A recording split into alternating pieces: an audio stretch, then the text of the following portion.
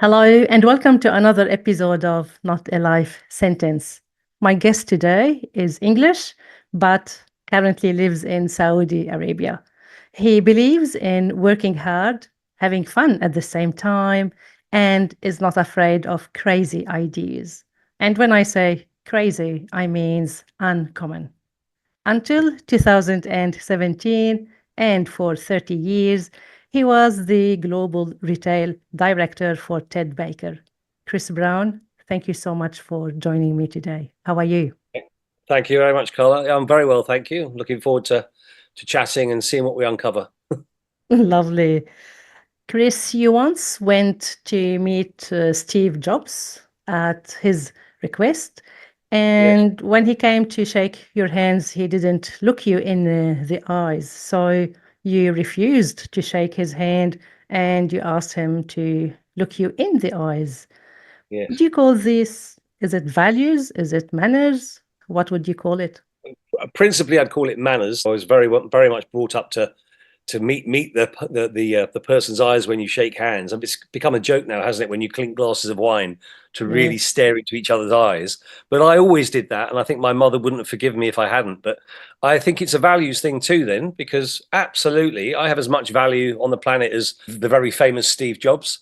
And Mm. I was actually quite stunned. I have heard that his methods were somewhat rude and so on, but I didn't expect it in the flesh to be quite as basic as it was. And he apologized immediately once he'd realized I wasn't going to shake his hand. I mean, I left him hanging. I mean, he had his hand, he was facing the wrong way when I was introduced to him, which is bad on the part of the introducer as well. Wait until he's turned around perhaps. But yeah, he was just going to give me a minute or two of his time, and I insisted on having a bit more than that. And the sad thing is, Carla, I had enough presence of mind to insist on the handshake being done properly, but I didn't Mm. think to take a photo or to spend more time with him than I had probably had more time. I could have asked him a few more questions, and it was maybe 6 or 7 years later he passed away. But yeah, still quite an interesting meeting. I wouldn't quite call him one of my heroes, but to meet such a famous and influential person, and I had some impact on him. I imagine he thought about that maybe that evening. I'm that sure. I'm sure he did. I took him on a little bit. So yeah, Because nice to have had an impact. I don't think many people have stopped him halfway and not shake his hand. Yes, yeah, and Definitely. that should be a part of life. When I travelled around my stores back in the day, I would go into the stores and absolutely greet every member of the team. But more importantly, when I left the store, I Mm. would go around the store to find them all again. And if I was with a colleague who was about to walk out without doing that, I said, "Oh, hold on, you haven't said goodbye to so and so. You haven't said goodbye to so and so." Yeah, it's just respect. They're working for you and your company. They're Mm. colleagues. And so just absolute respect to go in. I had a little trick, which is, I can admit it now, that when I went around the stores, I got a full rundown as to who would be in the store that day and Mm. anything that they may have told me previously that we could try and remember so that I could come in. I still see it as manners, even though it was a bit of a trick. But I would say, "Oh, hi, Jenny. How did the exam go?" Or, "Hi, Jenny. How's your mum?" Or whatever it was that we've been talking about previously. Well, obviously, with 3,500 team members around the world, it was very difficult to remember everybody. But I was pretty good at it. And then I had this added help of getting the area manager to give me some tips and tricks to make sure. I have got a tip for everyone if they want to hear how to remember somebody's Please. name. Hmm. Everybody's name, you then link it to something else or somebody else. So you were Carla Lane to me. Mm. Carla Lane All was a right. writer who wrote sitcoms in the 70s and the 80s, and she was very famous in the UK, like very famous on British TV. So I immediately, the Liver Birds, Carla Lane, Carla, I've got you. And so I won't forget your name. And I do that with everybody as a instinctive thing, and it helps me remember names. My wife will say, "How did you remember their name? You haven't, Mm. I said, "Oh, my trick," and it And works. that is why you are different. Yeah, and you're also Carla Burberry, which is easier. You're the fashion brand. That's right. I Not I spelled the always same, I know. say they are distant cousins, but without the royalty. Yes, very good. Chris, you've just mentioned your mom. How were you as a child, and what did you take from each of your parents? I was a difficult child in what I look back on as in a happy way because I had a hyperactivity. I'm going to call it a disorder because I can't think of the right term. I don't really call it a disorder. I call it a superpower. But I had a hyperactivity condition, whatever you want to call it, Mm. and a very very quicksilver brain. And I think I drove my mother crazy. I mean, this is true, Carla, and you may relate it to trauma. I don't because I don't remember it very well. But I have a photo of me somewhere at the age of about 8, and I'm in pajamas on a hot summer's day. It's a color photo, even though it's the 60s, late 60s. And I'm clearly half asleep. And it's a family photo with my grandfather and my brothers and sisters. And I said to my mother some years later, why am I in pajamas on a hot summer's day? And she just, without batting an eyelid, she said, oh, it was one of the days I had to sedate you. Pardon? And I remember this pain in my hip. And she used to take, she was a nurse and she's passed away, so nobody can get her for this, but she would take some sedative in a syringe, jab it in my hip, and knock me out when I got too much for her. And that she said, I said, how many times do you do that? And she said, I mean, it could be considered child abuse now, but I know what I was like. I literally would be coming up with schemes and plans and climbing on the roof and going up the neighbor's drain pipe and doing all sorts of crazy things. So yeah, she used to sedate me and just knock me out. And this happened to get caught on camera with me. I was literally in my pajamas, standing there, sort of staring Yeah. down, being held up by the neck. And so that what I take from my mother, she was unbelievably stoic and Yeah. could take on anything, any challenge. Quite quietly spoken, very opposite to me in that way. But no, when she said something, her words were powerful and meant a lot. So Mm. that's what I took from my mother. My father was more the sort of the charm and the outgoing, you know, live wire of the family, but also a very selfish man. And I hope I didn't get the selfishness from him, but I got the charm and the outgoingness and the conversationalist side. He loved to tell a story, and I think Mm. I stole that from him. So I like to tell a story. But so the combination of the two was very good. I mean, it wasn't a happy household because they ended up getting divorced when I was Mm. 14. But in Mm. terms of what they were like as people, I think I took a lot from both of them. So Mm. my father's also passed away now. You were also a sporty child. You were good at badminton. Why did you stop? Yes. Injury, unfortunately. And I didn't stop completely on this occasion, but in my 30s, I'd taken the sport up again and I Mm. was playing at a very high standard up in Yorkshire. And this particular evening, I beat two current England internationals, one at doubles and one at mixed. But in the second of the doubles matches, I snapped my ACR, my cruciate ligament. Oh. I snapped it, and my foot ended up where my head is, up here, which is impossible to do physically unless you've broken it somehow. And I had to have major surgery on that. I had a year out of the game. And it kind of, I think I played for 2 or 3 extra years in my 30s. So I kind of gave it up. And actually, I recently went back to it to play veterans badminton. But I had a terrible time. I mean, if I go back to my teen years, every top sportsman or failed top sportsman has a story like this. But I had five eye operations from 16 to 20. And unfortunately, every time I had an eye operation, I'd drop out of the better squads and the standard I was playing at, and then have to fight my way back in. So the two things combined, injury, unfortunately, I think it's a downside of being hyperactive. I'm Mm. very injury prone. So, Right. I've had 30 plus operations for different things. And it's a wonder I still play sport. I play paddle tennis now. And in fact, Yeah. I helped introduce paddle tennis to Australia. I opened Yeah. I think it was the first club, but if it wasn't, it was the second club in Sydney. So Paddle Okay. Sydney was my investment, and I helped to open that. So I'm still keen on sports now. I'm playing this afternoon as it happens. Nice. So how was that stage in your life where you had to give it up? Tough, but I was very focused on work at that time. So I was in my 30s. I've been at Ted Baker for about 10 years, and things were starting to go very well. We were starting to go global. So Mm. my job involved doing all of that, spearheading all the global expansion. So working and traveling around America. I liken that. My son's currently in Utah, but he's been to Austin, he's been to LA, he's been to Scottsdale. I'm not sure where he's on his way to next, but he's traveling around the States. And I had that same experience for nearly 20 years, traveling around the world, traveling around every part of the US, Australia, all over China, Japan, Korea. And so that took all my attention and all my time, plus having 4 children was a pretty intense time.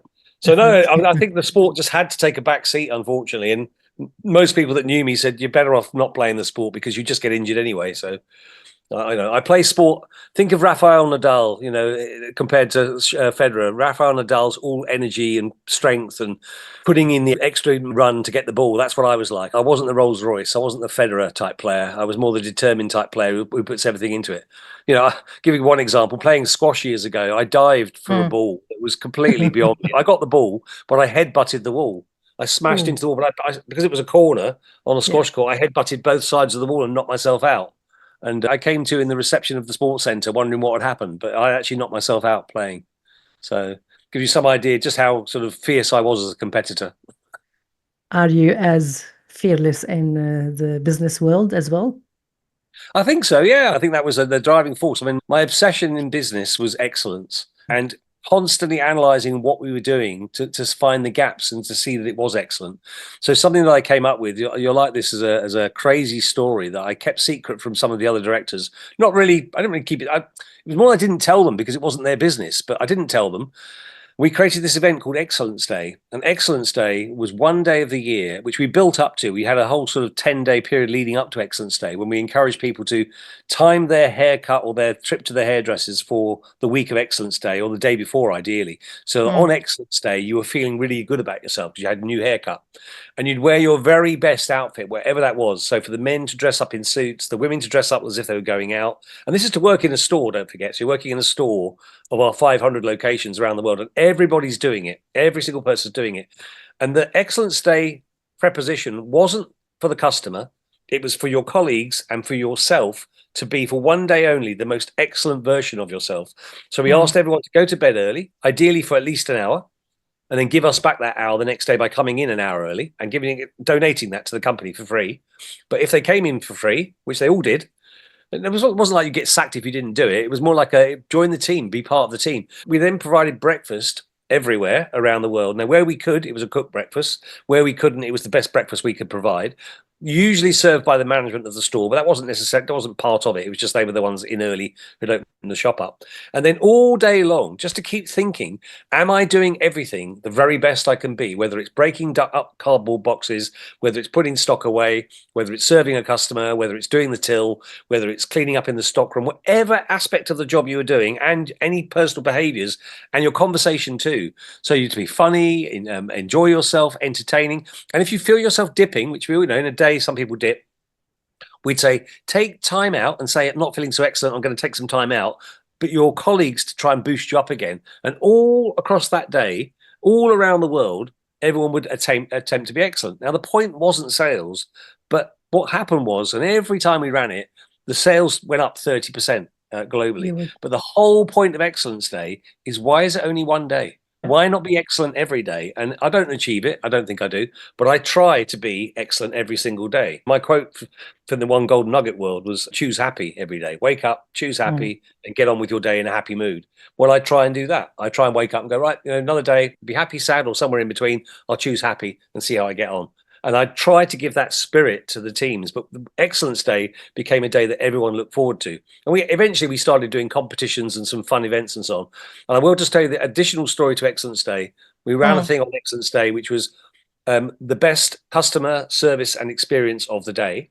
And everyone had to nominate what was their best example, either of them being excellent or indeed it could be the customer being excellent. And we had a customer in Birmingham who came in and was spending a fortune. Well, it didn't have to be a Saturday. This happened to be a Saturday. And she was in the shop and spending a lot of money. And eventually, when she sort of finished, it was come to something like £3,500, which is a big sale in our terms. She mm, then burst into tears and was sitting on a chair, just crying and crying and crying. And they said, why are you crying? And she said, because all these clothes I'm buying are because I'm dying. She said, I've lost weight.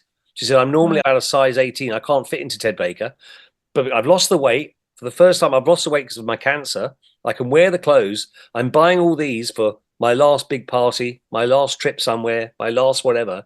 And that's why she was buying it all. And the team were all in pieces, crying, hearing this story from this lady. Just happened by chance to be on Excellence Day. And what they did was still makes my heart have a little bump when I think about it. The team clubbed together to buy her favorite. I said, which is your favorite outfit? And every member of the team, from putting in £20 to £50, they chipped bought her in.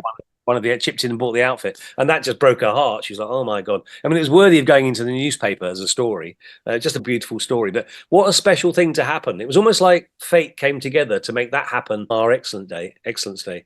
But we had stories like that everywhere, and it's like an awareness thing. When you're aware to be excellent, it's much easier to be excellent. So. Definitely. But you are talking about it now, and we are referring back to decades ago, where I'm not sure if too many managers did this with the employees, but I don't think so, because just in the last maybe 20 decades, we started talking about the well-being of the employees. And That's true for a lot of companies, but we did a lot of things for the well-being of our employees 20, 30 years ago. I mean, we had all sorts of things like, ride to work schemes. Massage Thursdays was quite a good one. So London Massage School would come in every other Thursday. And it's interesting, they have an impact beyond what you intend. So on Massage Thursdays, sickness levels went down because you came in Yeah. and for £5, you got a half an hour massage, Yeah. and people enjoyed those massage days. Of So I course. think there's a lot of proactive, positive stuff you can do related to wellness and mental well-being, rather than anything being punitive. The old Mm. way would be to sort Yep. of say, right, That's right. if you don't behave, you're sacked. If Yep. you don't come to work soon with your supposed stress, you're sacked. Whereas actually, if you make work more enjoyable, make work more fun. I had an incredible level of lack of sickness in the retail teams. I can't speak so much for the head office teams at my old company, but we were down at 0.5% sickness, as opposed to more like 10% at head office. But that was, I And think, there was good spirit in the stores, and that's what you do. You focus on that. And that's why I said that you've always had crazy or uncommon ideas, because even with your newly employed staff, you gave them the total freedom to do whatever they really wanted and allowed them to be creative. Yes. Oh, that was one of the most fun things to do. Somebody comes from another company or from no background in retail sometimes if they're Mm, very young. And you just say, right, there's a load of clothes, do what you want with it, and see what you can come up with. And we used to get some great creative ideas out of that process. And again, it's a trust matter. I think if you trust the teams and make them feel that way, here's a really good example of trust. So mm, in my world of retail shopping, and there'll be people, if they're in retail world listening to this, they'll go, oh no, no, this works. Mystery shopping. Mystery shopping is a yeah. poison. It's an absolute poison, because if I said to you, and you're working, I don't know what your work career, Carla, but if you're working in an office somewhere and I said, oh, it's fine, Carla, you crack on with your job, but someone's going to periodically come round and stare over your shoulder at what you're doing, how you're doing it, and time check how much time you spend on things, and record it all and film it all, what would you say? You say, no, thank you, I won't work there. Well, why is that That's right. okay to do it to people working in stores? And it was always done in a secret way that you never knew who was doing it. So you'd have to Yeah. distrust everybody. So I'd say no. If you agree to have someone stand over your shoulder in the office, remember we had an HR head who insisted, oh, we use mystery shopping in my previous company and it works so brilliantly. Mm, I said, it doesn't work brilliantly, because you'll have your periods when the mystery shopping's been switched on, and then periods when the team just they'll just disobey because mm, the mystery shopper's not around. It's just completely and utterly the wrong way to treat people. You're telling them, I don't trust you, so I'm going to mystery shop you. yeah. Yeah. So I was very strong on that. There's a great line on TripAdvisor. Somebody put outside their coffee shop. They put, "Come in and try the worst coffee that one woman tried once." And Mhm. we've all think we've got the power now, don't we? Oh, I'll go on TripAdvisor and I'll complain about what I received in the store, or I'll complain about my food. And you can destroy a business doing that. So Yeah. I prefer to focus on good. I prefer to focus on positive ways of enforcing behaviours. Enforcing is the wrong word. Sorry, encouraging behaviours. I like the training, developing, explaining the reasons Yeah. why performing to a high level is a good way to behave, and being lazy is a bad way to behave.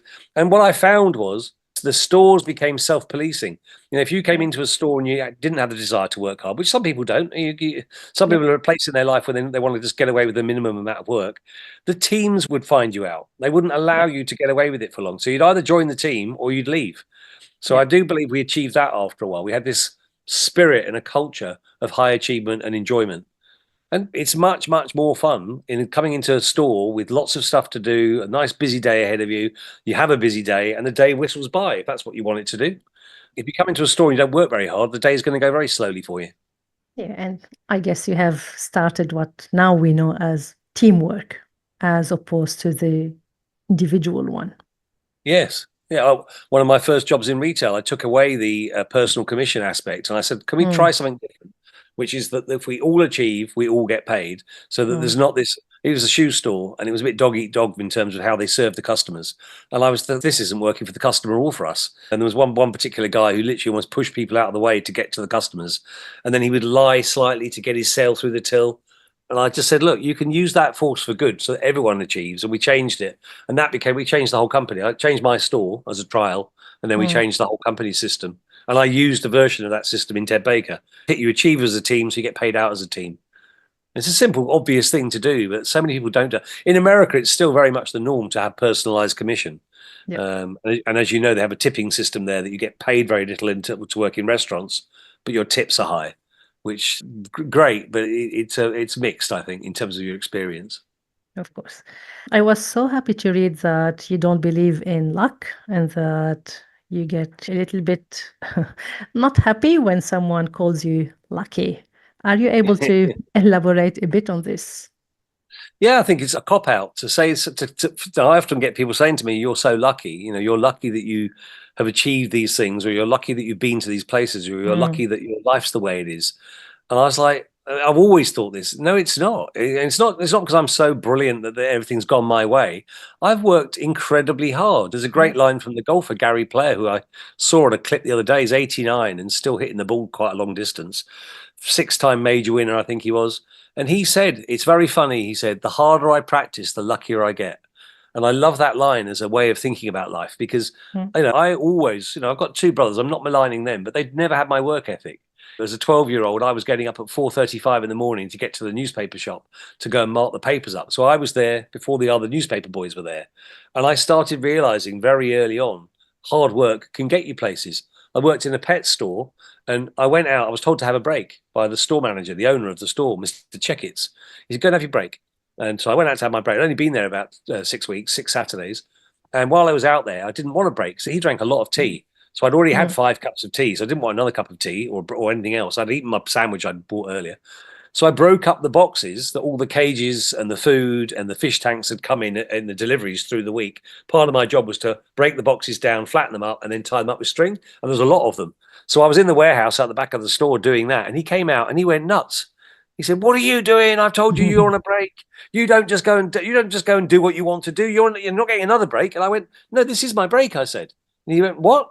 And I said, I'm on my break now." He said, "What, doing the boxes?" And he said, "You're strange." He said to me, "You're strange," and went away. Do you know what he did though? 2 weeks later, he doubled my pay because he said he'd never had a Saturday boy work as hard as I worked. So if that's There you luck, go. getting a big pay rise because I worked hard, it's not luck, is No, it? no, So, definitely and I not. think that follows every single thing. Yeah. I've just done a mini podcast with my friend David Abel, and Mm, he titled it. I think I said it by accident during the chat. I said, "Being sacked sucks." And it does. I'd only been sacked once in my life, but I was sacked for my big role by mm, a stupid mistake to sack me because I was good at my job. But I took that as a message from somebody. You got to go and do something else. You got to go. You got to go. You don't just curl up in a ball and forget about life. You go, well, what do I do now? So arguably, I mean, I've got a job now that pays me more than anything I've earned previously. mm. I've fallen on my feet eventually by battering away until eventually something good happened. Yeah, look, I always say it's like a swan gliding. We don't see how hard it is doing or flapping its feet under the water. We just Yeah, see how smoothly it is gliding. But yeah. yeah, it's But always there the is a line case, like that, isn't isn't it? it? You have to work very hard to look this good, or something like that. There's a line Mm. from someone like Marilyn Monroe. You don't know how hard I work to look this good, or something like that. Yeah, But no, it's true. So you make your own luck, and it's a cliche, but it's absolutely true. If I want some luck, I've got to go and make it. yeah, definitely. And what are you currently doing in Saudi Arabia? So I'm working on King Salman Park, which is one of the Giga projects, and not one that people will have heard about in perhaps some of the more newsworthy ones.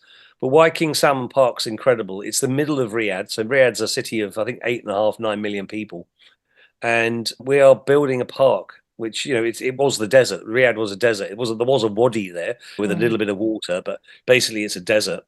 And we're planting 1.5 million trees. We are changing the soil. So the soil itself is being broken up, crushed up, filled with organic material. It'll eventually have its own biodiversity, life created, self generating by the trees as the trees produce leaves and the leaves fall off and so on and create organic matter. But it'll create bird life, it'll create mammal life, it'll create insect life. We're actually sculpting the land into valleys and hills.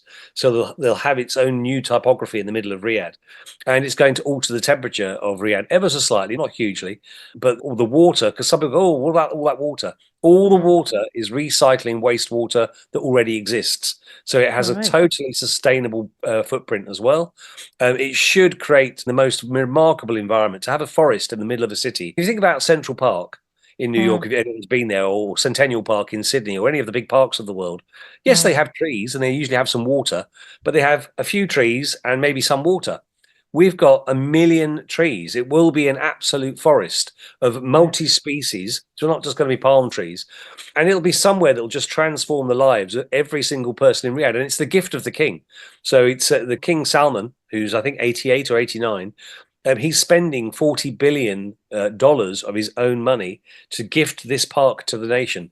So it's spectacular. So I'm very proud to be working on that. And I'm advising on all of the retail, which it's not just selling stuff, which is what most people think it is in shops. It's everything from the logistics to the infrastructure to the smart cities and the app side of it to making it interconnected with digital advertising. And we'll have EV and what's the other term? We'll have electric vehicles anyway. Oh, and sorry, and AVs, autonomous vehicles, delivering and going through the park very slowly. So it should just create this incredible experience. And I think I do regard it as a new seventh wonder of the world. So to be involved in that, I work with the CEO from time to time. I work with senior people creating the park. We actually work with a chap from Australia. I think it's Christopher Galway. His name's gone out of my head to some saying that's just terrible. Christopher. Anyway, he's a very famous, effectively ecologist and animal life expert. And we had a fantastic talk from him the other day, explaining the bird life that will start to come because you'll create a migration spot. So where Right. previously had to take different routes, they'll gradually the birds will take the route through the park Will and start to nest come. and roost in the park for a while. The mammals will appear, God knows how, but the mammals will find their way to the park somehow.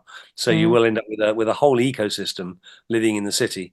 So no, I'm very And excited. I'm enjoying working on it, and it's going to be 6 or 7 years before it finally comes to full fruition, and we right. open part of it in about 18 months' time. So yeah, it's very Very, exciting. very exciting, definitely. And what are your future projects? I've still got a desire to do something. I had a small fashion brand which actually went reasonably well. And the reason I say reasonably well, it wasn't making enough money to warrant all of my time doing it, which is what it was taking. So I'm Right. very proud that I achieved that. We produced a range, and I get messages now, which is ironic, from people saying, "Oh, wow, I can't believe you've shut the business down. I love the dresses. I love the tops. I love the shirts. I love the whatever." So we made a very good high-end product. I've still got it in mind to relaunch that somewhere down the line, but it may be in a very different way. And I like this idea as kind of a modern way of doing things that you don't own the inventory. So, like Uber don't own cars. They have a car app business, but they don't own Yeah. cars. Airbnb don't own properties to lease to you. And it's becoming the way in fashion too, that you don't actually Right. create product. You only create it when the customer makes an order. Because of the speed of production now and the speed of delivery, provided the customer can accept, it might take a day or two to make and another day or two to get to you. You're actually selling ideas and design and qualities like that rather than selling a physical thing, and it only becomes physical when it's made. And I also like the idea of doing something that's perhaps more bespoke, so that the customer has an angle that they can choose the elements and make it. So that's why when it's not previously made, they can say, well, I want that, but I want it in this color and I want that design on it. Yeah. I bought a car the other day, and it's not new, but had I been buying the car new, they offer you infinite color choices. And what that means is you can take the color wheels, you Yeah. can have anything you want, just like mixing paint for your house in a paint shop, and you can have a bespoke color that's specific to you and your taste. So if you want a particular shade of green, they'll paint it that particular shade of green for you. Now, I can't afford that as I speak, but I love the idea of buying a brand new car that I've absolutely chosen a specific color for. Something that's just nobody else in the world has got.